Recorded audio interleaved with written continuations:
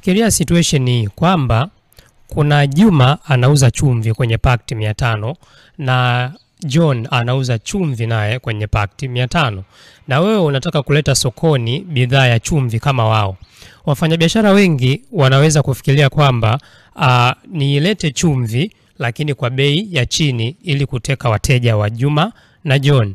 Na hapo unakuwa umeingia kwenye level ya kushindana kwa namna ya bei, yani competing by price.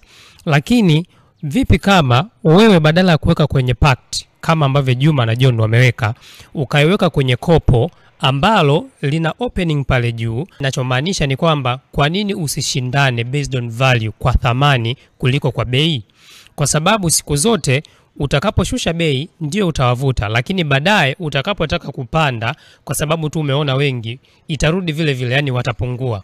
Sasa kwa nini toka mwanzo kama unaleta bidhaa yoyote ile dukani au kwenye biashara, yani popote pale unaleta tu bidhaa huduma mpya, kwa nini usitofautishe mapema kwa kuiongezea thamani? Kwa sababu wote tunajua sifa ya thamani ni kuvuta pesa, pesa huelekea mahali penye thamani. Kwa hiyo compete on value, waza kutengeneza thamani, kwa sababu unaweza ukapandisha na unaweza ukajustify kwamba hii ina gharama kubwa kwa sababu ya 1, 2, 3. Thamani inajionyesha, thamani haihitaji sana maelezo kujitetea.